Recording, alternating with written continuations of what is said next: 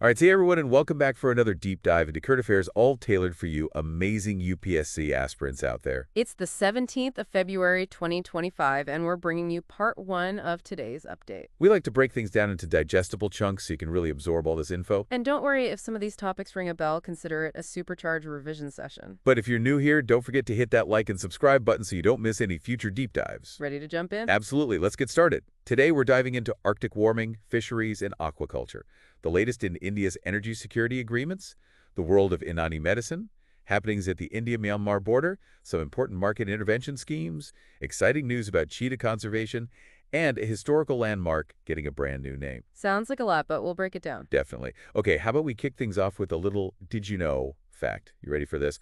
The North Pole, yep, the land of ice and snow, recently experienced a heat wave with temperatures a shocking 20 degrees Celsius above average. It's pretty alarming, right? Definitely alarming. This isn't just some random weather event. Right. This heat wave is a clear example of what scientists call Arctic amplification. Okay, Arctic amplification. Basically, the Arctic is warming up way faster than the rest of the planet, about 4 times faster than the global average, which is incredibly concerning. Now, I know you might be thinking the Arctic is warming, but how does that even impact India? Good question. Well, think about it. A warming Arctic can disrupt the monsoon cycle, which is absolutely vital for Indian agriculture. Plus, we can't forget about rising sea levels that threaten our coastal cities. And then there are the strategic implications of a more accessible Arctic region, lots to consider there. So much to consider. All right, let's switch gears for a moment and talk about the 14th Asian Fisheries and Aquaculture Forum, or AFAF, which India just hosted. The AFAF is a massive gathering of experts in, you guessed it, fisheries and aquaculture. They come together to discuss all the latest advancements and tackle the challenges facing the sector. This year's theme was Greening the Blue Growth in Asia-Pacific, which really highlights the importance of sustainable practices. It makes you realize how crucial it is to protect our oceans, especially for the millions who depend on them. Absolutely. And speaking of oceans, this is where India truly shines. We're the third largest fish producer globally and second in aquaculture. And let's not forget, we are the 4th largest exporter of fish. Our government has been actively promoting this sector with some fantastic initiatives like the Pradhan Mantri Matsya Sampada Yojana and the Fisheries and Aquaculture Infrastructure Development Fund. Definitely important points to remember for your UPSC prep. Couldn't agree more. All right, let's power up our discussion and look at India Energy Week 2025, which saw a ton of agreements aimed at boosting India's energy security. Yeah, there were some major deals made. One of the key ones was BPCL's crude oil import agreement with Brazil. Diversifying our sources, very smart. Definitely a strategic move. And then there's the pilot project for wind energy in Mumbai, which is super interesting. Tapping into a renewable source, lots of potential there. Huge potential. Oh, and we can't forget the massive LNG contract between IOCL and Adani, furtherly cementing India's shift towards a gas-based economy. All of these agreements show India is serious about securing its energy future, especially with all the changes happening in global energy dynamics. Exactly. It's all about reducing reliance on traditional sources and creating a more diverse and sustainable energy mix. Now, how about we take a step back in time and explore the world of Unani medicine? We just marked Unani Day on February 11th, and there was a big international conference to celebrate. Unani Day. They were focusing on how Unani medicine can contribute to modern-day healthcare solutions, which is fascinating. Unani medicine, with its roots in ancient Greece, takes this really holistic approach to healing, focusing on bringing the body back into balance. The conference theme was Innovations in Unani Medicine for Integrative Health Solutions, a Way Forward, and it really highlights the global interest in integrating traditional systems like Unani into mainstream healthcare. I think it's such a cool intersection of ancient wisdom meeting modern science. Definitely something worth digging into, especially with everyone talking about integrative health. For sure. Okay, let's shift our attention to the India-Myanmar border. All right. The revised free movement regime, or FMR, has been making headlines lately. Yeah, this regime has been in place since 1968. It lets people living near the border cross over for things like trading, social visits, and cultural exchanges. Makes sense? These new revisions aim to streamline the whole process using specific crossing points, border passes with QR codes, and they're even collecting biometric data to beef up security. It's definitely a complex border region, so those measures are crucial. Absolutely crucial. And while we're talking about security, we have to mention the Assam Rifles. They're the ones issuing those border passes and conducting security checks. Plus, they have such a rich history, the oldest paramilitary force in India. That's incredible. They've gone from protecting British tea estates to safeguarding our borders today. The Assam Rifles have played a vital role in India's security. Absolutely vital. Okay, get ready for a topic that always comes up in the UPSC exam. The Market Intervention Scheme, or MIS, it just got a major makeover. The MIS is a safety net for farmers, especially those growing perishable crops that aren't covered under the minimum support price system, things like fruits and vegetables. Right, right. These new guidelines make the scheme more effective and way more farmer-friendly. Excellent. Some key changes include raising the limit for how much they can procure, paying the difference directly to farmers' accounts, and giving farmer-producer organizations a bigger role in keeping prices stable.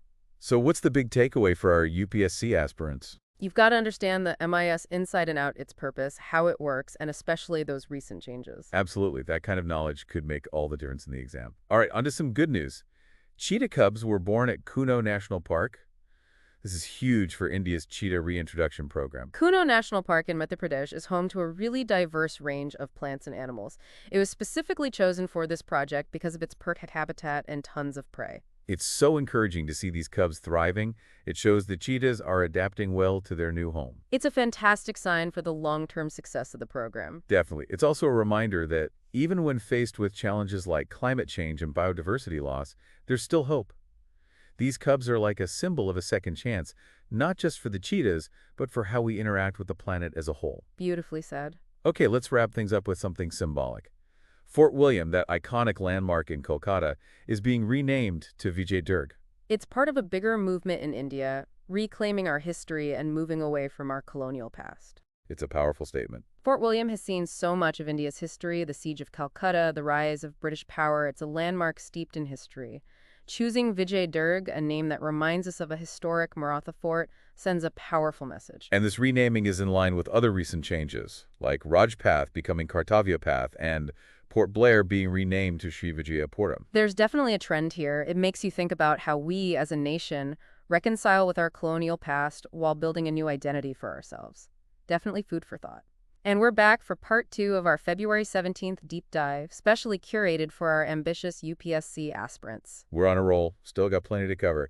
You know, prepping for these deep dives always makes me realize just how massive and interconnected the UPSC syllabus really is. It really is. We cover international affairs, environmental issues, economic policies, cultural shifts, you name it. It's like we're trying to get a complete picture of India's current landscape. Which is exactly what the UPSC exam is all about, right? Exactly. I'm speaking of understanding India's current landscape. Remember where we left off in part 1? Let's see. We were talking about renaming Fort William to Vijay Durg. Ah, yes, symbolizing India's journey of decolonization. And it's not just about renaming landmarks. We're seeing a reassessment of colonial-era laws, history textbooks being rewritten, even shifts in how we view our cultural identity. It's a process that's going to spark debate for years to come. Speaking of debate, let's shift gears to agriculture. Remember the Market Intervention Scheme, or MIS, we discussed earlier? Of course. Well, there's another side to this, the role of farmer-producer organizations, or FPOs. FPOs are becoming so important in Indian agriculture. They give farmers more bargaining power, better access to markets, and the resources to improve their practices. It's all about creating a more balanced and sustainable system, right? Absolutely. And the revised MIS guidelines actually emphasize